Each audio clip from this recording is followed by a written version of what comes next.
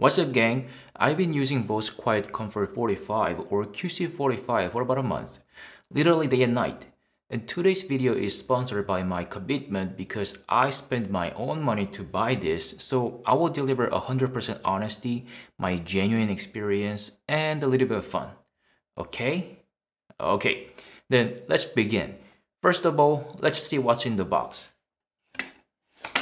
In the box, we've got a synthetic leather case in plastic with a manual and safety instructions. The case is made of synthetic leather and feels nice and looks minimalistic. And there is small stuff here to hang this up when you don't have a space to put this or when traveling. The case has a zipper on its side and it's not a branded zipper, but it feels sturdy and easy to open.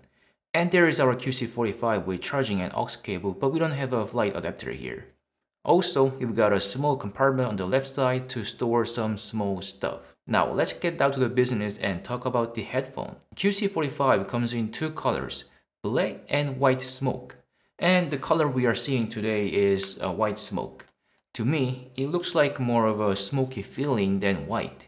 I would say it is a light shade of gray. And design-wise, not much has changed from its predecessor QC35. And yet, it looks in style and well refined. The entire part is made of plastic except for screws, headband, and the ear pad, but it doesn't feel cheap and actually feels strong and sturdy in my hand. For example, I can do this, and I don't hear any squeaky sound or feel anything gets unstable. Trust me, I have done this so many times to shoot this video and it doesn't show any kind of instability. It probably won't survive jerry-rig everything, but strong enough for daily use. The headband has soft synthetic leather with some cushion in it. Although I can feel the hard frame of the headband pretty quickly when I push it, it is still cushy and comfortable. The ear cup housing is simple and feels sturdy. It has a printed Bose logo outside with left and right indications inside. It looks clean and well blended into the design. And the ear pad gives a very pleasant feeling. It feels way softer and cushier than the headband pad. The thing I like is the ear pad has many small air vents inside, and I think it makes QC45 comfortable to wear by controlling pressure from the inside. But one thing I should mention is, when you wear the headphone on your neck, the ear pad will face upward. This wasn't an issue to me until I had a crumbly croissant and found some bread crumbles in the ear cup. I don't like the ear pad facing upward for this reason, but maybe Bose had some reason to do this, but I still prefer the ear pad facing downward. And QC45 has 4 buttons and 1 toggle switch, and these are the only way to operate this headphone on the device itself. It's very intuitive, and you can operate every button even with your gloves on. On the left side, we have an aware mode button with 2.5mm headphone jack on the bottom. With one simple click, we can flip between noise cancelling mode and aware mode. On the right side, we've got a play and pause button with volume up and down buttons on each side. And there is an LED indicator to check the operating and charging status. I think this is extremely useful because we can visually see whether it is on or off. According to Bose website, QC45 has 24 hours of playtime with noise cancelling on at 50% volume. And what has 2 thumbs and knows how to test the actual playtime? This guy. So I have paired to iPhone and ran YouTube music at 2/3 of volume.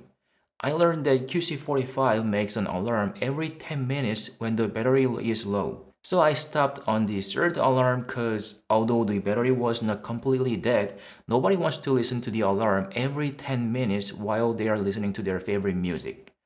I've got 21.5 hours of playtime.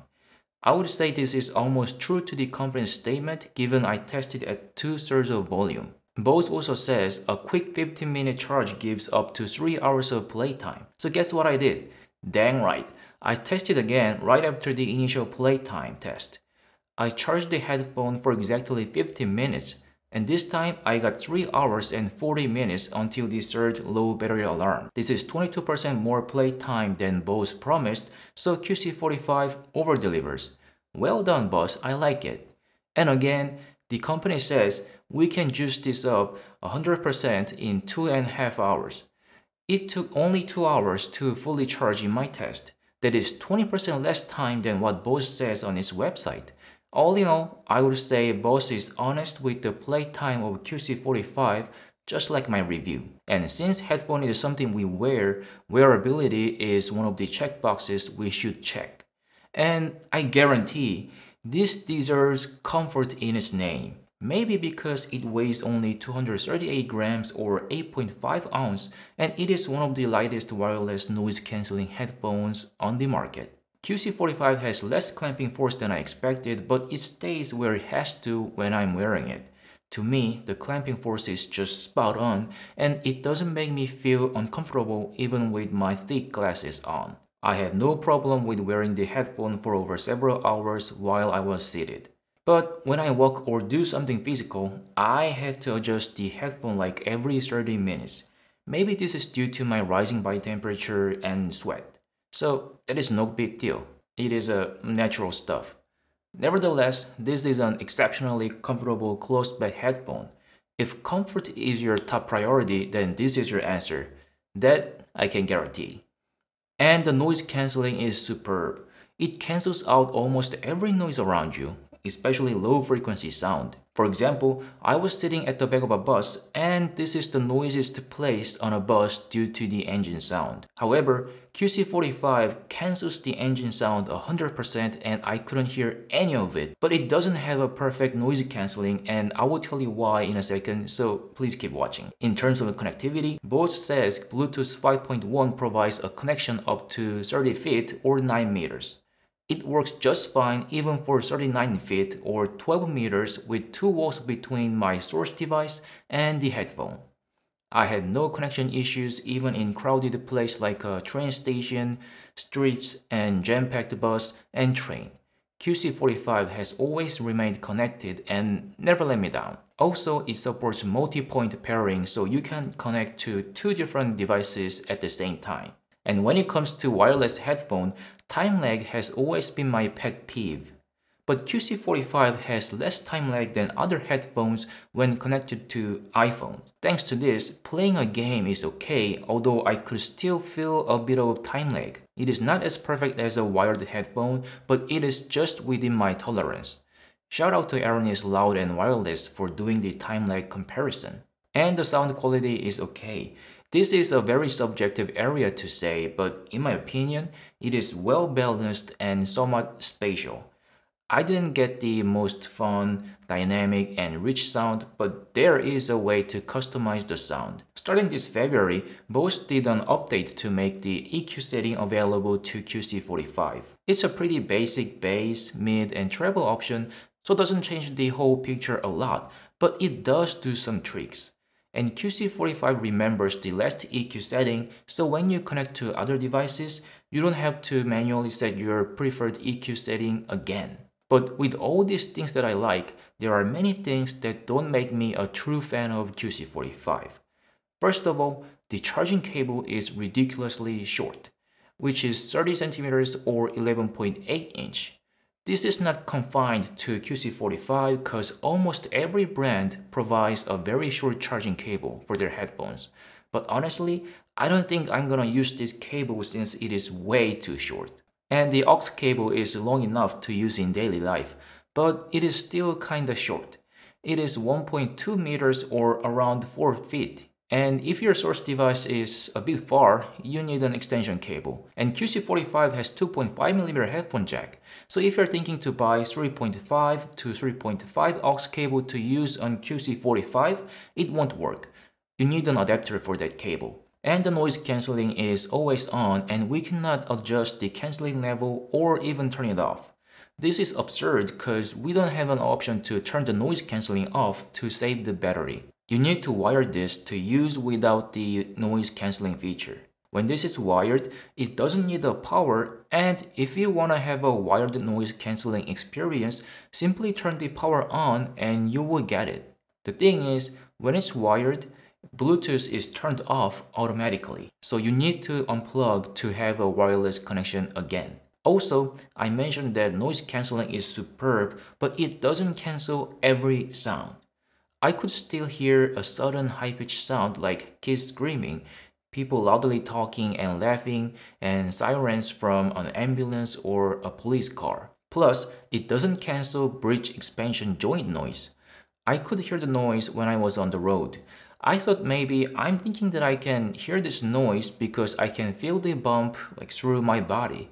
But actually, I could hear the noise. It wasn't super annoying or strong enough to disturb my music, but definitely noticeable. And although I like the proprietary Bose Music app, there aren't a lot of customizable options on the app. The app offers very basic stuff like volume control, EQ settings, sound mode, and some more, but not much. And one big issue with Bose Music app is it doesn't work properly to check the battery level. This happens only on iPhone and the battery level doesn't change unless you force stop and start again. So to check out the current battery level on the app, you gotta first force stop and restart again. And the physical buttons are kind of laggy. It's not super laggy and it may not be a big deal to someone, but the lag is like minimum 1 second to sometimes maximum 1.3 seconds. The experience is like when I click the play button and I'm like, why is this not playing? And then the music kicks in the middle of this questioning. All the other buttons have this kind of delay except the volume button.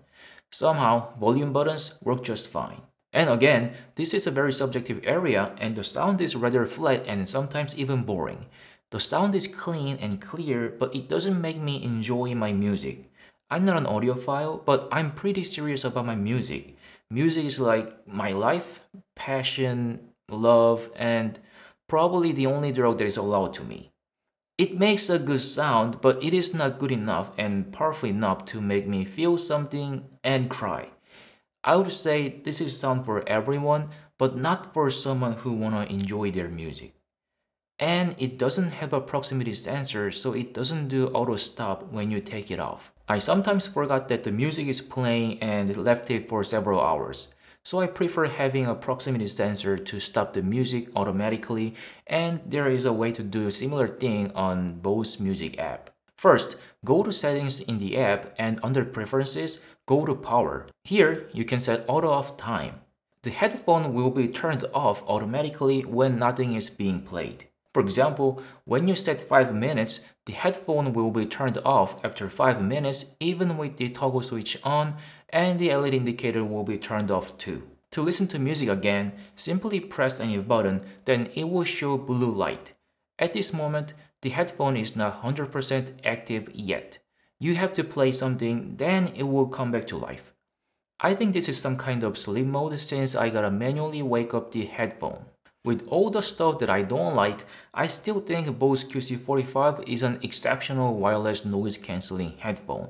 In a nutshell, Bose QC45 is an extremely comfortable true wireless closed-back headphone from a professional audio brand with a design that has stood the test of time, super nice build quality, decent noise cancelling, clear sound for everyone, multi-point connection, physical button, and it is easy to use.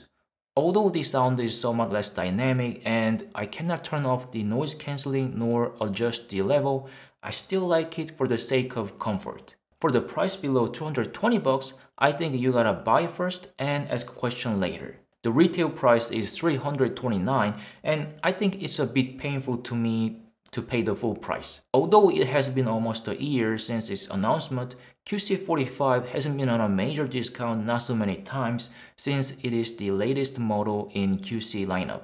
And I think this might continue for a while, cause QC35 2 came out in September 2017 and that is like 4 years before QC45's release last year. And QC35 was released in 2016, so if QC45 follows QC35's history, QC45 2 should be released this year. But nothing could be found about the new version so far.